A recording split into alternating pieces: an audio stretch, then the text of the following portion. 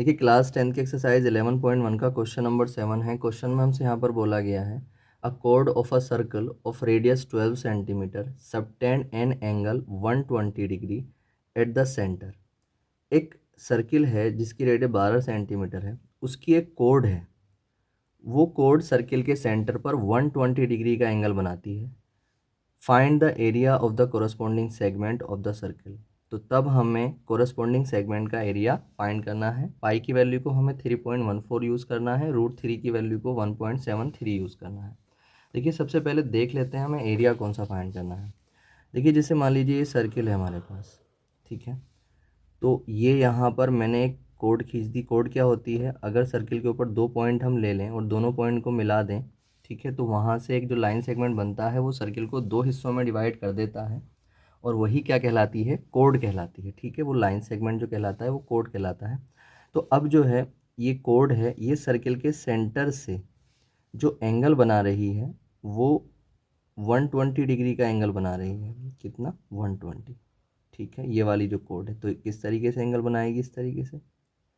और जो रेडियस है इसकी वो 12 सेंटीमीटर है। तो तब हमसे यहाँ पर ये बोला गया है कि कोरस्पॉन्डिंग सेगमेंट का एरिया यहाँ पर निकालना है। देखिए कोरस्पॉन्डिंग सेगमेंट का मतलब ये होता है कि जो एंगल यहाँ पर दे रखा है उस एंगल के हिसाब से जो भी सेगमेंट का एरिया निकल पाए उसका एरिया निकालना है। अब जो भी सेगमेंट का मतलब, जैसे मान लीजिए ये सर्किल है, यहाँ पर हमने एक कोड खींच दी।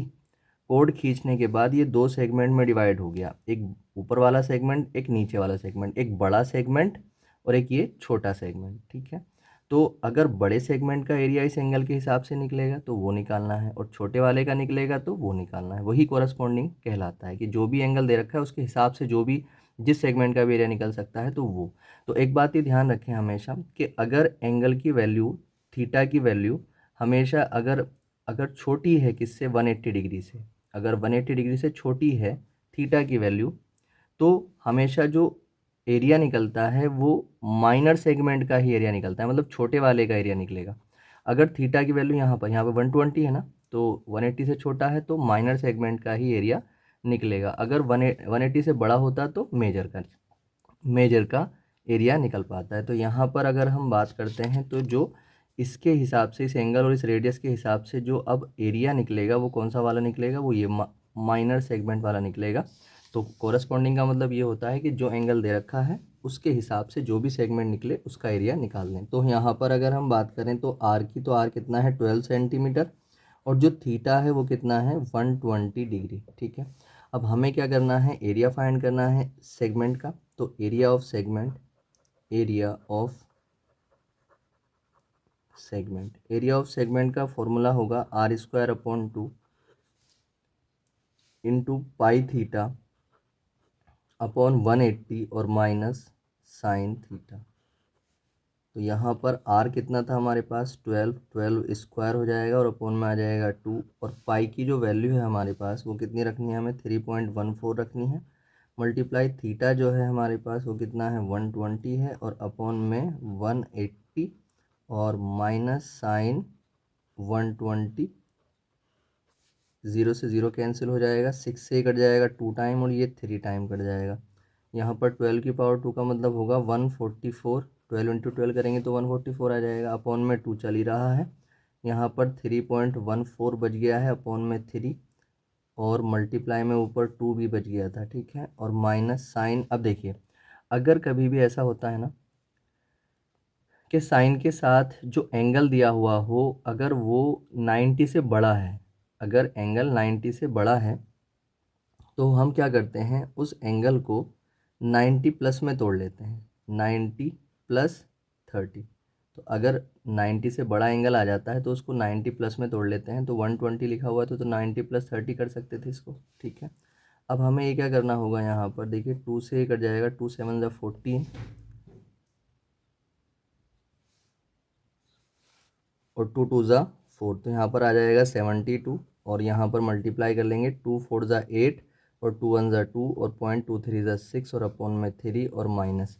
अब देखिए यहाँ पर क्या करेंगे, जब भी ऐसा हो 90 प्लस में कोई भी एंगल हो तो साइन को हम यहाँ पर कॉस लिख देते हैं और 90 के प्लस में जो एंगल था वो एंगल यहाँ पर आ जाता है। ठीक है, ये चीज़ आप जो है जब 11वीं क्लास में 11th क्लास में आते हैं, वहाँ पर एक क्वाड्रेंट चैप्टर है, सॉरी ट्रिग्नोमेट्रिक फंक्शन एक चैप्टर है, वहाँ पर जो है उसमें आप इन सारे एंगल्स को जो है वहाँ से समझते हैं। तो यहाँ पर मैंने इसको डायरेक्ट बता दिया है क्योंकि 10th क्लास में क्वाड्रेंट नहीं समझाया गया है, ठीक है।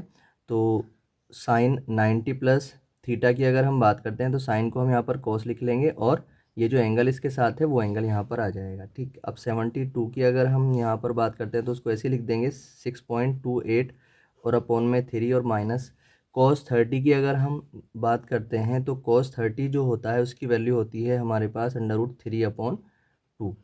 अब यहाँ पर आगे क्या करने वाले हैं हम, 72 को आप ऐसे ही रखेंगे, यहाँ पर एलसीएम ले लेंगे, 3 और 2 का एलसीएम कितना आ जाएगा 6, 3 2 ज़ा 6, 2 8 ज़ा 16 कैरी 1, 2 2 ज़ा 4, 4 और 1 5 और 0.26 ज़ा 12 और माइनस 2, 3 ज़ा 6, 3 की √3 से मल्टीप्लाई 3√3, ठीक। अब हम यहाँ पर क्या करेंगे, देखिए 6 से ही कट जाएगा 72, तो 6 से इसको हम काट सकते हैं, तो 6 1 ज़ा 6, एक बचेगा 12, 6 दूनी 12, तो यहाँ पर बचेगा 12 और यहाँ पर ये 12.56 और माइनस 3 मल्टीप्लाई ये जो है √3 की वैल्यू यहाँ पर दे रखी है, यहाँ पर हमारे पास 1.73 रखनी है हमको, तो यहाँ पर हम रखेंगे इस वैल्यू को, तो ये आ जाएगा 1.73, ठीक है।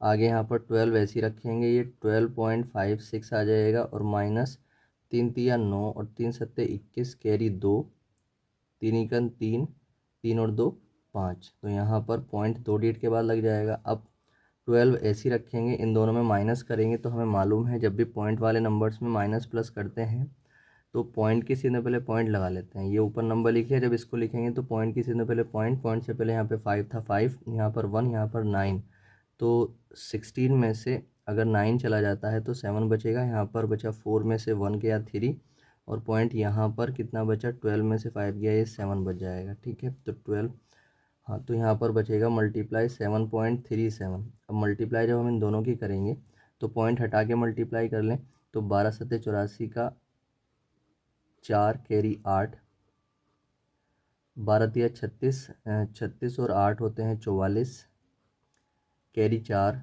12 सत्ते 84, 84 और 4 88, तो यहाँ पर 88.28 के बाद लग जाएगा।